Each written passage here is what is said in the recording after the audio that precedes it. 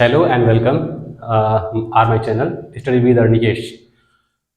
बच्चों, प्रीवियस वाले लेक्चर में हमने ये जाना था पर कैपिटा इनकम होता क्या है और उसको हम कैलकुलेट कैसे करते हैं।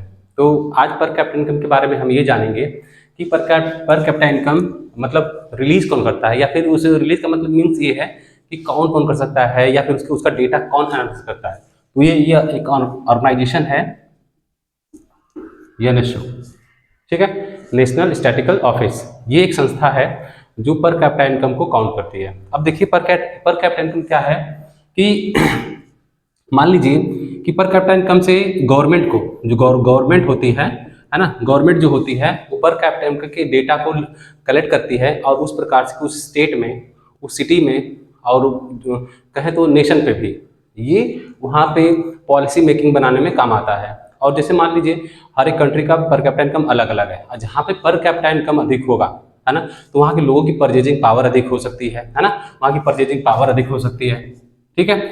और जब परचेजिंग पावर होगी तो जैसे होगी तो वहाँ पे क्या होगा, बड़ी बड़ी कंपनियाँ आ सकती हैं, बड़े बड़े इंडस्ट्रीज ओपन हो सकती है। क्यों? क्योंकि लोगों की परचेजिंग पावर क्या है, अधिक है। जैसे अगर हम कंपेरिजन करें इंडिया के केस में, अगर दिल्ली है, ठीक है, दिल्ली है, आपका महाराष्ट्र है, ठीक है, ये महाराष्ट्र हो गया, दिल्ली हो गया, और यूँ कह ले तो केरला कह सकते हैं, केरला कह लें, बेंगलुरु कह लें, है ना। ये जो स्टेट है, यहाँ पे आप देखेंगे कि अन्य स्टेट की कंपेरिजन में यहाँ पे पर कैपिटा इनकम अधिक है। और जब पर कैपिटा अधिक है तो जब जिनकी परचेजिंग पावर अधिक रहेगी तो कंपनी भी यहाँ पे स्टेबलाइज करेंगे। अब वो कंपनी भी बनाएंगे, यहाँ पे अच्छी अच्छी जॉब क्रिएट होगी, बीपीओ आएंगे, अच्छे सर्विस सेक्टर क्रिएट होंगे, मैन्युफैक्चरिंग सेक्टर क्रिएट होंगे, बहुत सारी चीज़ें। तो पर कैपिटा इनकम पीसीआई एक तो छोटा टर्म है, लेकिन ये गवर्नमेंट के लिए बहुत ही बड़ा योगदान देती है। जैसे जीडीपी में इनका योगदान रहता है, जीडीपी में, तो जीडीपी का मतलब क्या है, ग्रॉस डोमेस्टिक प्रोडक्ट, ठीक है। जीडीपी में, जीडीपी के काउंट में इसका प्रयोग हम पर कैपिटा इनकम कर सकते हैं। जैसे कैसे कर सकते हैं कि मान लीजिए किसी भी कंट्री का पर कैपिटा इनकम निर्धारित कैसे होता है, जीडीपी भी उसमें एक मेन फैक्टर होता है। मान लीजिए अगर अमेरिका की बात करें तो अमेरिका में जीडीपी इंडिया के कंपेरिजन में अधिक है, और उसके साथ साथ वहाँ की पर कैपिटा इनकम भी अधिक है। अगर इंडिया की बात करें जीडीपी के मामले में, तो जीडीपी क्या है, इंडिया का यूएस हो गया, है ना, यूएस हो गया, या फिर अदर कंट्री के ले ले जो यूरोपियन कंट्री हैं, उसके कंपेरिजन में हमारा पर कैपिटा इनकम बहुत कम है, हमारा पर कैपिटा इनकम बहुत कम है। तो अब ये सोचिए कि नई दिल्ली में अगर बड़ी बड़ी इंडस्ट्रीज आ रही हैं, बड़े बड़े मॉल, शॉपिंग मॉल बन रहे हैं, बड़े बड़े इंडस्ट्रीज ओपन हो रही है, तो उसका रीजन क्या है? उसका रीजन ये है कि वहाँ के लोगों की पर कैपिटा इनकम अधिक है। और रीजन क्यों अधिक है? क्योंकि वहाँ पे बहुत सारे जॉब क्रिएशन के लिए इंडस्ट्रीज हैं, सर्विस सेक्टर है, अवेलेबल है। तो अब मान लीजिए कोई एप्पल का स्टोर खोलना है, अगर किसी को एप्पल का स्टोर खोलना है सपोज, तो आप सोचिए एप्पल का स्टोर कहाँ खोल सकता है, जहाँ पे लोगों की परचेजिंग पावर अधिक होगी। वहीं पे जैसे लखनऊ हो गया, दिल्ली हो गया, मुंबई हो गया, कलकत्ता हो गया, तो ऐसे सिटीज़ में वो खोलते हैं कि जहाँ पे लोगों की पर कैपिटा इनकम अधिक हो। अब विलेज में तो आके खोलेंगे नहीं, बिकॉज क्योंकि विलेज में हो या फिर टाउन एरिया में हो, वहाँ पर कैपिटा इनकम लोगों की क्या होती है, कम होती है। इसलिए जो पर कैपिटा इनकम का जो कैलकुलेशन होता है वो हमारे गवर्नमेंट के लिए बहुत ही फायदेमंद होता है। और उस डेटा से, अगर उस डेटा को कलेक्ट करती है और वो क्या करती है, पॉलिसी मेकिंग में भी,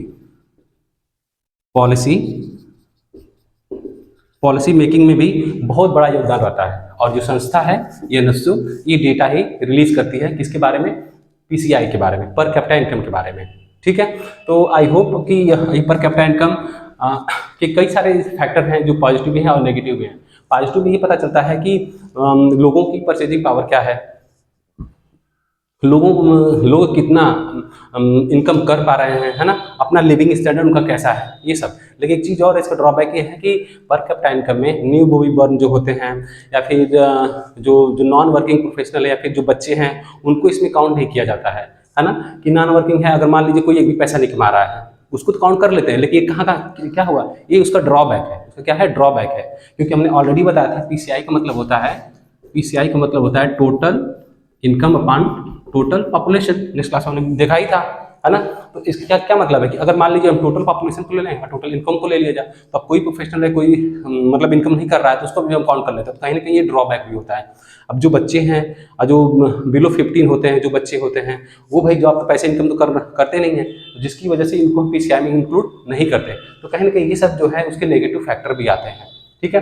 तो पीसीआई से, तो पीसीआई हमारा जो फैक्टर होता है, जो पीसीआई चाहे गवर्नमेंट रिलीज करती हो या फिर स्टेट अपना कैलकुलेट करता है, तो ये जो डेटा होता है वहाँ की पॉलिसी मेकिंग के लिए और उस गवर्नमेंट के लिए एक बहुत बड़ा योगदान होता है पॉलिसी मेकिंग में, ठीक है।